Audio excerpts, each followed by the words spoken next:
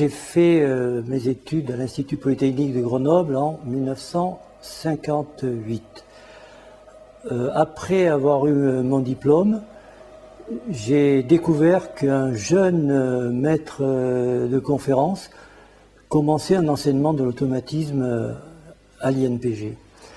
Donc je me suis inscrit et j'ai suivi pendant 1 an les cours du professeur Perret, qui n'était pas encore professeur à cette époque-là, qui était que maître de conférence. Mon sujet de recherche a été de travailler sur l'étude du couplage d'une centrale autonome sur le réseau EDF par l'intermédiaire d'une inductance. Les raffineries ont un énorme besoin d'énergie électrique et de vapeur pour faire fonctionner les crackings.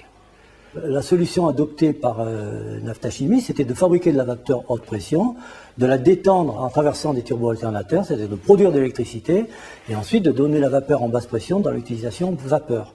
La raffinerie a sa centrale autonome, et cette centrale est couplée au réseau EDF. Si bien qu'en cas de panne de la centrale, c'est EDF qui vient en secours. En cas de panne d'EDF, la centrale reste connectée sur les réseaux prioritaires, soit on se couple directement au réseau EDF, et si vous avez une perturbation côté EDF, elle est transmise rapidement à la raffinerie.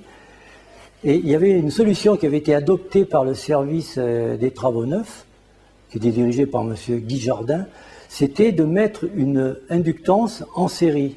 Ils avaient fait fabriquer une self qu'ils n'avaient toujours pas mise en service, et ils voulaient savoir si cette self en série n'avait pas provoqué des problèmes de stabilité sur la centrale, et si effectivement elle allait jouer un rôle correct.